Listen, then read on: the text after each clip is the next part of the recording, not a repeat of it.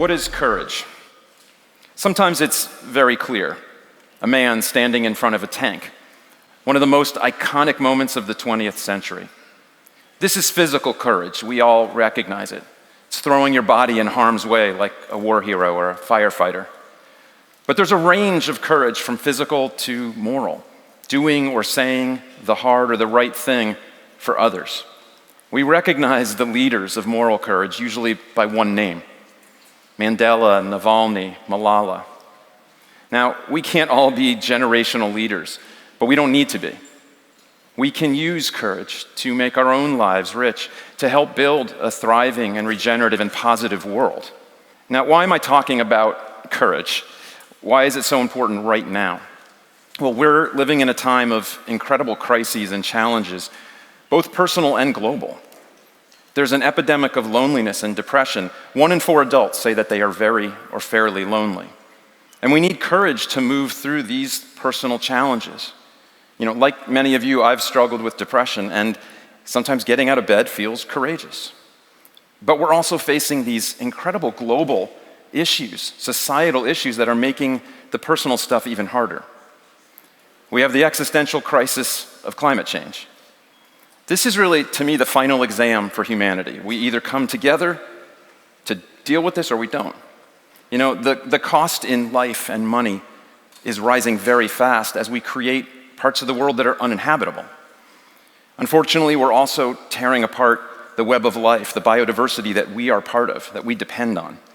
And on the social side, there's inequality: racial, gender, income. The richest 1% of the world have nearly 40% of the money, and half of humanity shares just 2%. And that's gotten worse over the last 40 years. This creates a crisis of democracy. People feel left behind, so they vote for someone who says, "I will fix it for you," no matter how many years of empty promises there's been. On top of these challenges, we're in a time of exponential change, and we are built for kind of linear change. We don't think exponentially. Artificial intelligence is growing faster than I think we can understand, and it's unnerving. Now, there's some good news, or this would be very depressing. There's some really good news in exponential growth. We are making progress. We are building a lot of renewable energy, a lot of electric vehicles. We are tackling climate change. But the horizon that we're shooting for, a safe, just, healthy world for all, is still moving away from us. We need really deep change in how we do things, how we live, how we get around, how we eat, how businesses and governments operate, and what their goals are. We need courage in our leaders and in ourselves. Now, courage is actually pretty hard to define, and people have tried forever. Aristotle said that courage was a rationally determined mean between cowardice and foolhardiness. He said it here in Athens. It's in the eye of the beholder, but research shows that there's really 3 key elements. First is risk, kind of obviously. Second is fear. It's not being fearless. And there's really interesting developmental studies that show little kids think that being brave is being fearless. But as we grow up, we realize that it's actually having fear and moving forward anyway. And finally, purpose, a why, a reason for doing the hard thing. And the pursuit of a thriving life or a thriving world is a pretty powerful why. So moral courage is, in short, not easy. It's a little scary, but you do it anyways because it matters. It's the courage to say and do the hard thing and change your behavior, because that's the only thing we control. Now, I see 2 kinds of courage that are different, and one is more common. One is reactive, and one is proactive. Now, the reactive are just dealing with the things that come at us in life. And if you are lucky enough to live a long life, you will face deep challenges, you will face loss. Some deal with deep trauma, war, abuse, illness, losing everything. But even in the kind of so-called typical life, there are these key pivot points. And it's scary to move forward and accept new realities, even if they're expected, like embarking on the great journey of parenthood. Now, this is a key moment in my life. This is the moment my wife and I left the hospital with our firstborn son, 1 day old. And we were amazed because they let you leave the hospital with a human without a manual or any guidance. You just get a blanket. And it's unbelievable that they let you do this. We were shocked, and we were very nervous. This also proves a different point, which is how hard parenting is on you. This was 4 years ago. Okay. Unfortunately, it was 21 years ago. I just pray you weren't thinking it was 50 years ago. But, life moves on. The kids grow up, we lose jobs, we retire, we lose a parent, we face our own mortality. And I think a life well lived needs this everyday courage to thrive by enduring the bad and embracing the good. We can use everyday courage to live more fully, help others, and work on the bigger problems. I think it's an untapped superpower. We can make different choices, do or say the hard thing, and that is proactive moral courage. It's the courage to be open, not cynical, which is really easy these days. To feel wonder and love, even in the face of hate. To say, I don't know. That's really hard for our leaders. And to be vulnerable. Ted Lasso was the most popular show in the world in the first couple years of the pandemic, and I kind of wondered why. I mean, it's touching, it's very funny and smart, but I noticed something about this show. In almost every episode, someone stands up, looks someone in the eye and says, I'm sorry. And the other person generally said, I forgive you. This is the courage to say the hard truth, even if it hurts. I think there's also a proactive courage in going to be who you are, but also to let people be who they want to be. And more than that, help, advocate for others who are not you, the marginalized, the oppressed, to push back and speak up against bigotry and hate. Now, all of this is hard, but our biggest challenge, I think, may be the courage to question what everyone knows to be true, but may not be. There's kind of a story that we've all been told that we're living that tells us what success means. For business, it's short-term profits for shareholders. For governments, it's growth, it's GDP, it's the stock market. And for a person, it's just stuff, more, money. This story drives many of our problems. But it is just a story, it's not a fact. And I think the worst part is that we're told that unacceptable things are just the way things are. We have to have climate change and pollution if we want a strong economy. Inequality is part of the deal, and violence is to be expected. Now, I've seen this assumption play out in a really tragic way in my own country. In the United States, we have gun violence in schools. In 2018, a gunman walked into the high school in the town of Parkland, Florida, and he killed 17 students and teachers. The survivors needed courage to go on and live. And they could have just healed, and it would have been understandable.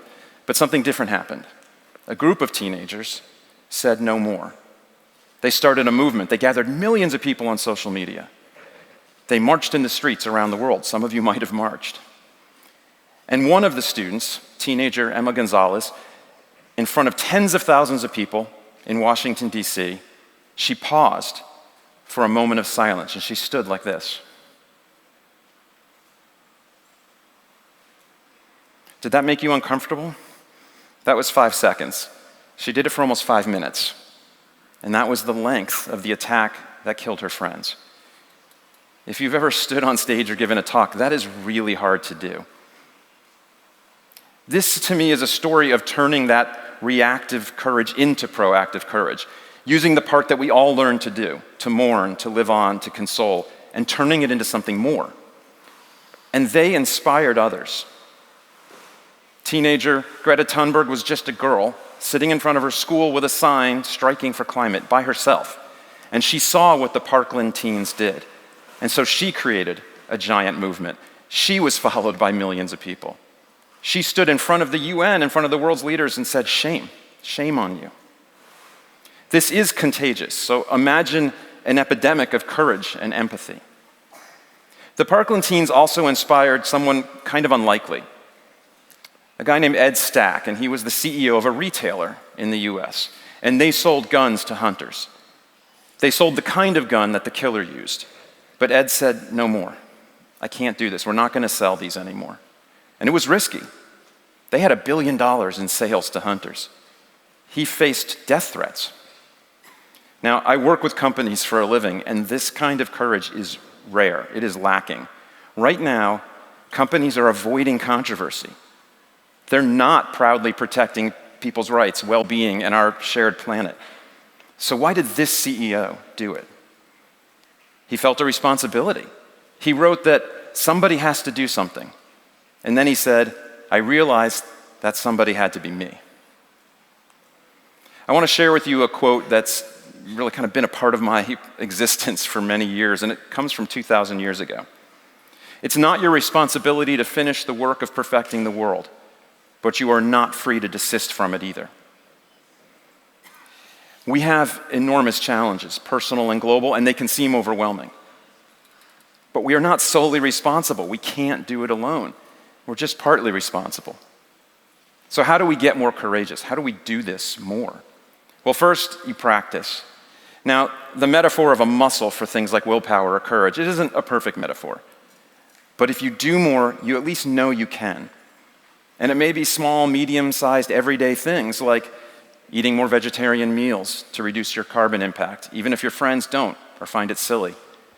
Maybe it's voting for someone who will fight for equality and tackle climate change, even if your family wouldn't. You can start somewhere and build on it. You have to know that you matter. There's some really interesting science on green consumers, the people who seek out sustainable products and will pay more for them. This group has a very high correlation between that behavior and the psychology of just believing that their actions matter. Now, we are all one of 8 billion people. So technically, mathematically, no, our actions don't matter. But of course they do. It's both. It's a duality that we live with. So you can be an active citizen and not maybe just vote, but call, knock on doors, go talk to people. Third, I think mindfulness is really important because fear is normal. But instead of saying, I am fearful, you can say, there is fear. I observe it, but I will not be owned by it. I think focusing on the human in our biggest issues is critical. It's not just a principle or value that you might fight for. Helping the climate or democracy is just way too big. But reducing your impacts, voting for change, this helps people who may lose their home in a wildfire. There's actual people at stake. Take the long view. There's no guarantee of success. Science also shows that we tend to judge courage on whether the action succeeds. And I say, don't do that. Fight that bias because we won't do the really hard things if we worry about success. We can't know how it will end. One of my favorite places in the world is Barcelona and La Sagrada Familia. This is a church that's been under construction for 100 years. No one knows exactly when it's going to be done. And people have lived and died working on this, not seeing the end. Now, action on the challenges I've been talking about, gun control, climate, democracy, inequality, all of that work has not succeeded yet. It's not useless if you don't see the change right away. You could be putting your brick in a much bigger spire. And finally, go together. Don't go it alone. The most powerful enabler is collective courage. We have a powerful need to belong. It's part of our psychology. Saying or doing something hard is hard because most people don't. It takes us out of the comfort of the herd. But going together collectively leverages that natural need instead of fighting it. This is why sit-ins and protests can be so rewarding to be a part of. And I've seen employees at companies use this. Amazon is one of the biggest companies in the world, and for years they really did nothing on climate change or energy. They were a laggard. But then employees spoke up. Thousands signed an open letter. They held rallies on the campus of the company. And it changed the company. Now Amazon is one of the biggest buyers of renewable energy in the world. So we all can speak up in a company, an organization, our town, if something is not quite right. Or maybe the organization could live its values better. We are connected and responsible to each other. We need courage to fight for a thriving world, and we can go together. I don't know if you've seen the Paralympics. There are amazing feats of athleticism. But one of my favorite sports is blind running, which is exactly what it sounds like. And these are world-class athletes running full speed without sight. If you've stood on one leg with your eyes closed, you can just imagine what this is like. It is difficult. But they can't do it alone. They have a guide, someone who also runs very fast. And they are holding a rope, or they are literally, taped together. And they have to be in sync. They have to work together. Now, I don't know if we will solve climate change, inequality, democracy. But I know that, win or lose, we must do it together. Thank you very much.